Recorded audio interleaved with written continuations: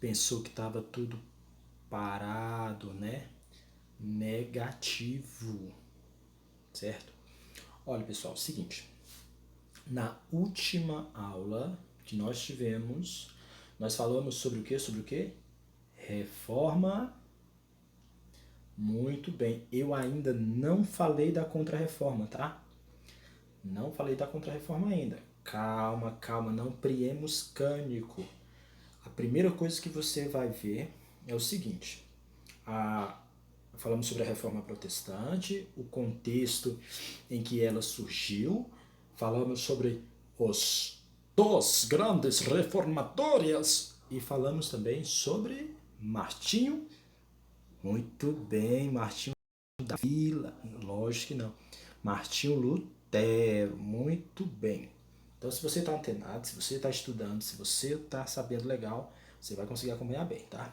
E hoje nós vamos falar sobre dois caras que foram, ó, fundamentais na expansão do reformismo da igreja. Eles foram fundamentais na reforma protestante. Quem são eles? Quem são eles? O primeiro nasceu em 1509 e morreu em 1564. Eu estou falando do francês e quem? João Calvino. Tá aí ele, o João Calvino, que... Primeiro, esse cara, eu vou já falar dele, tá? De forma correta. Mas ele concordava com algumas coisas que o luteranismo trazia com as ideias de Lutero. Primeira coisa, ele concordava com a justificação pela fé, tá, pessoal? Já eu falo dele. Já. Espera só um cabelinho de sapo. Pera aí. Pronto, esperou? Pois é, mas não vou falar dele agora não. Agora eu vou falar de outro cara. Ixi, esse cara era bonito, né? Forte, lindo, assim. Parecia com... Né? Ele era um cara charmoso. Casou com, né, várias mulheres. Tô falando de quem? Tô falando de quem? Tô falando de quem? Quem é que eu tô falando? Era um cara bonito, tá? Bem, estou falando do meu amigo... Não, né, não é esse aí não, tá? Não é esse aí não, errei, tá errado aí. Esse aí não é bonitão não. É o bonitão das tapiocas, Henrique VIII.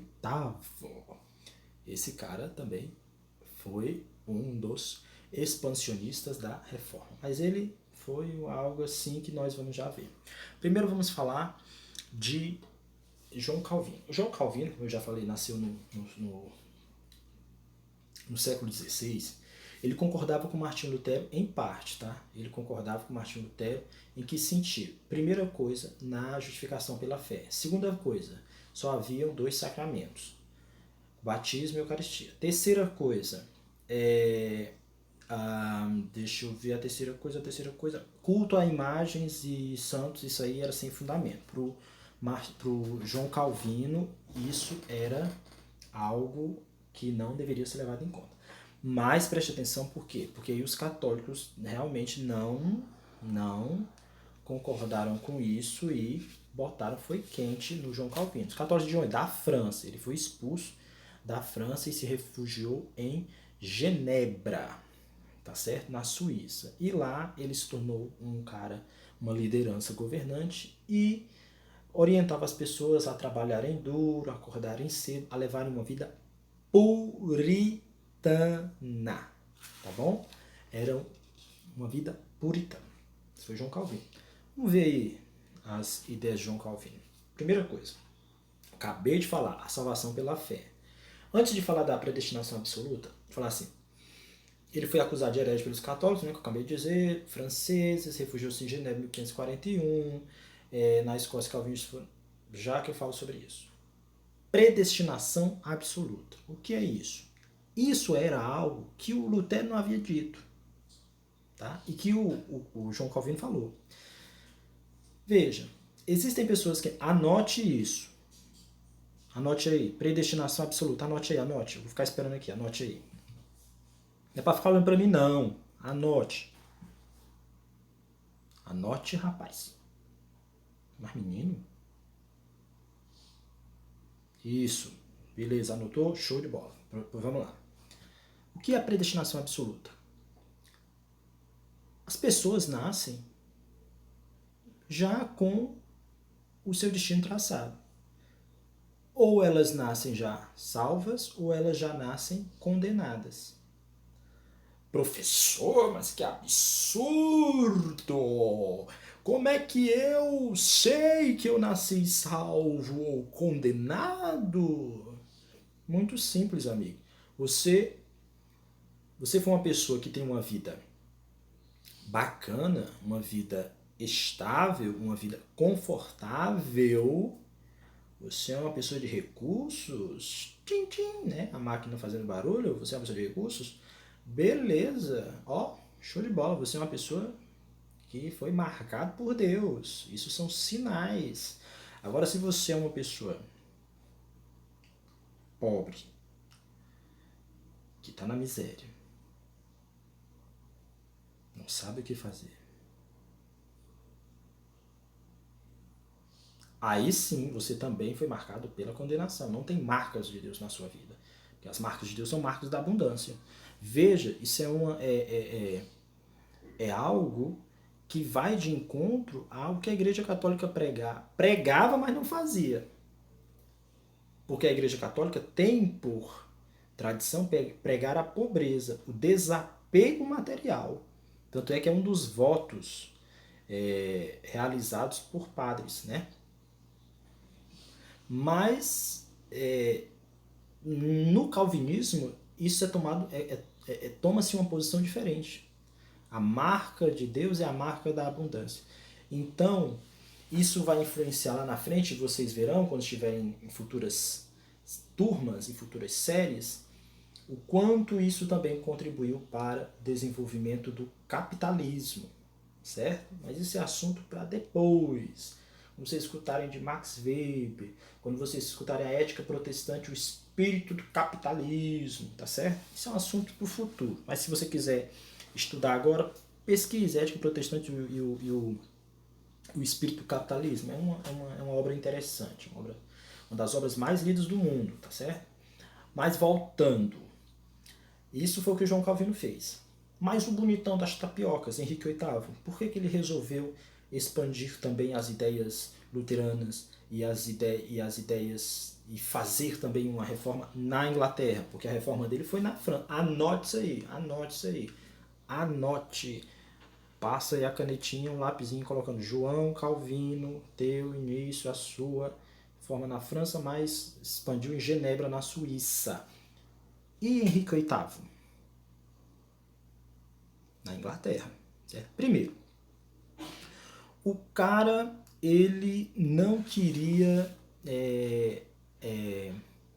o cara não queria... Ah, essa imagem aí, ela corresponde à noite de São Bartolomeu, tá? Foi uma das noites mais trágicas da história, onde católicos, eles assassinaram diversos huguenotes, certo? Quem são os huguenotes? Os huguenotes são os calvinistas franceses. Quem são os puritanos? Os puritanos são os calvinistas ingleses. E quem são os presbiterianos? Os presbiterianos são os calvinistas escoceses. Tá bom? Então você vê como o calvinismo se expandiu. Na Escócia eram os presbiterianos, na Inglaterra eram os puritanos. Anote aí que isso aí também vai servir para você no futuro, quando você estiver estudando as revoluções inglesas. Se quiser estudar também, dá uma olhada, procura, pesquisa. E lá na França eram os huguenotes, tá? A noite de São Bartolomeu, ela aconteceu em 24 de agosto de 1572, certo? E foi uma noite muito sangrenta, porque milhares de huguenotes foram assassinados nas ruas de Paris, tá bom? Bem, prosseguindo. Henrique VIII. O que é que esse cara tinha na cabeça? Primeiro que ele foi o seguinte, ele pediu ao Papa para que, deixa eu olhar aqui, ele pediu ao Papa para desfazer seu casamento. Disse assim, ó, eu quero me separar da minha esposa porque minha esposa não está me dando um filho, tá certo? Aí o Papa, quem era a esposa? Era Catarina de Aragão, era filha de reis espanhóis. E aí que foi que o Papa fez? O Papa disse assim, negativo, não vou dizer não pro seu casamento, você vai continuar casado com ela, essa justificativazinha aí não cola. Aí Henrique VIII, pé da vida, desobedeceu ao Papa e casou com Ana Bolenha. Ele foi excomungado e o casamento dele foi anulado. Presta atenção. Mas o cabo ele casou com Ana Bolena e rompeu com a igreja. O parlamento ficou do lado dele e disse assim, esse cara agora vai ser o chefe da igreja. Aprovou um ato de supremacia em que tornava Henrique VIII chefe da igreja na Inglaterra. Ou seja, agora a igreja anglicana. Então anote isso aí. Não esquece disso.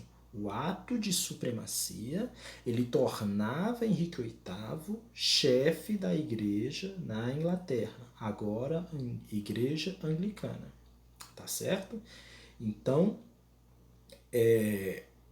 a igreja católica perdeu muito com isso. Impostos que eram levados à igreja foram imediatamente proibidos, perdeu terras que passaram ao poder de Henrique VIII. Beleza? Bem, por hoje é só. Por hoje não, por agora é só. Na próxima aula a gente continua falando sobre a reação da igreja. Você acha que ela ficou parada? Ficou paradinha lá, meu Deus do céu. Não, a igreja quis dar uma reviravolta para impedir a expansão do protestantismo. E preste atenção, por quê?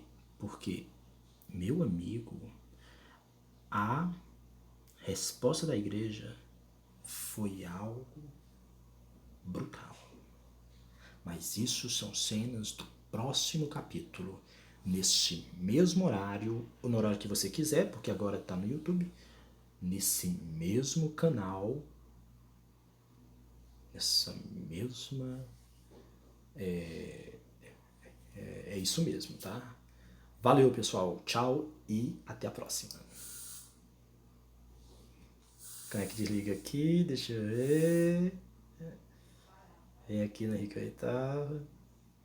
Tô brincando, viu? Eu sei desligar. Tchau.